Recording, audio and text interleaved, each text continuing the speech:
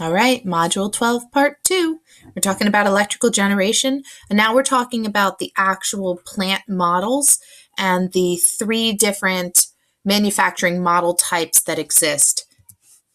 So, every single form of geothermal electrical generation plant that is out there has a production well line, which is the line that I'm bringing up my steam-based water, and it has an injection well line. So I will attempt to condense the steam that is coming up out of the earth and re-inject that water because I don't want to deplete the water supply that's down in the groundwater layers. That way I can pull it back up again as steam. So I do try to re-inject. With that said, it's kind of around 60-ish% of the water that comes up through the production well line makes it back down into the earth.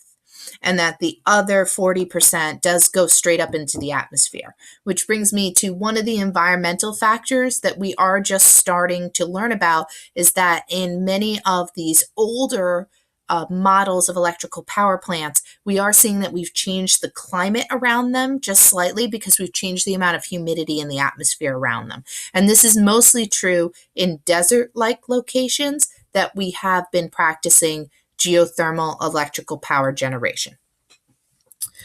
So with that said, you can see here is the standard steam turbine, and this is the steam turbine that we use in fossil fuel coal burning plants, as well as nuclear power plants. I'm taking the steam, the water that is boiled, and I'm pushing it through the steam turbines, which turn the shaft structure, which turns the magnetic coiling within my generator. So it's the same structure, same build, right? I'm just changing the type of steam that I'm utilizing in this case. Here is a picture of a steam turbine system. This is small scale steam turbine. Here is an outdoor-based generator power plant. This one's out in Imperial Valley in California, and this one's outdoors because it's in a desert, and so we don't see a lot of rain, so there's no reason to protect it with a building structure. And right here you can actually see, here would be the housing structures for my steam turbines. Here is an indoor facility.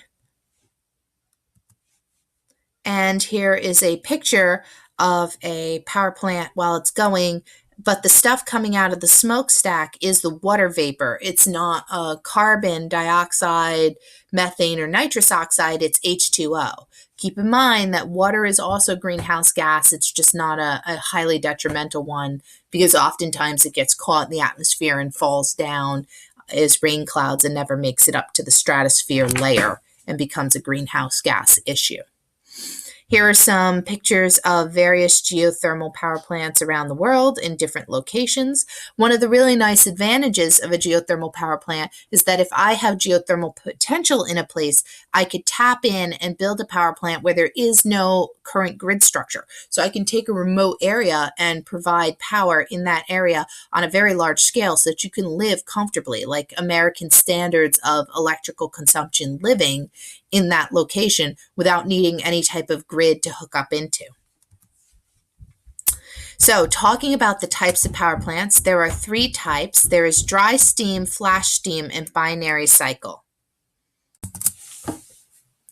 So this is my basic structure. So let's talk about the difference between these three systems because I am expecting you to be able to identify them. And they all have to do with simply the type of steam that I'm pulling up out of the earth and whether it is even steam at this time. And so dry steam is the simplest, and it was the first historically geothermal electrical power plant system built. And it's based on if I punch a well and I do my test and it's coming up as steam, and the steam is a non-contaminated steam. So it's a steam that doesn't contain particulates of stuff within the rock matter that I might be worried about getting into the atmosphere. Then I can do what's called a dry steam power plant, where I will allow the steam, and I would have great systems to catch any type of debris coming up, to actually be pushed directly into my steam turbine, turn the steam turbine, and then the water that goes up the smokestack will, and the water that condenses on the steam turbine is allowed to drip down, collect, and then be forced back into the earth in the injection well.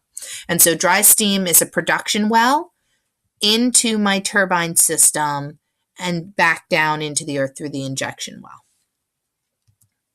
Here is an example of the early model dry steam system back in 1904, and it was invented in Italy, so it's based on that Mount Etna location. Just looking at a modern version of a geothermal power plant.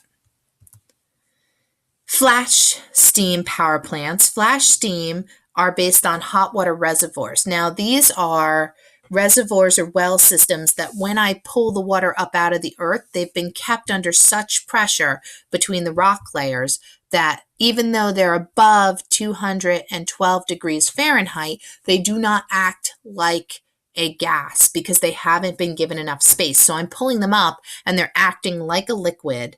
And so I have to give them space in order to allow them to become steam. And so these lines have a production line. Then they have what's called a flash tank. This is a tank structure attached to my turbine structure that gives it space. It's just a big spacey tank that allows the steam to become steam. If it doesn't become steam, if it stays liquid, it just pools in the bottom and it gets to go through a separation line into the injection well. If it becomes steam, it's then forced into the steam turbine system and pumped back into the earth when it condenses through the injection well line. And so that's my flash steam power plant. And here's an example of some flash steam technology. And my final one, my binary cycle system, is based on thermal conductivity. So these are touching lines.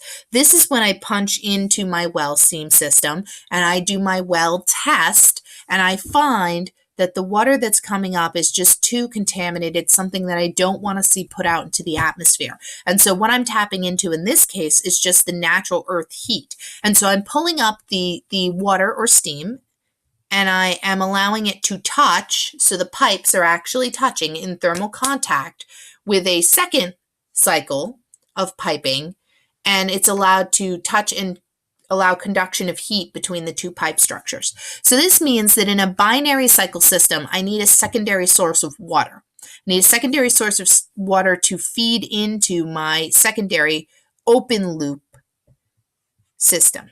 So this is a closed loop system where it comes up through the production line, just moves through, creating thermal conduct with the open loop system above, and then goes back down into the earth through the injection line.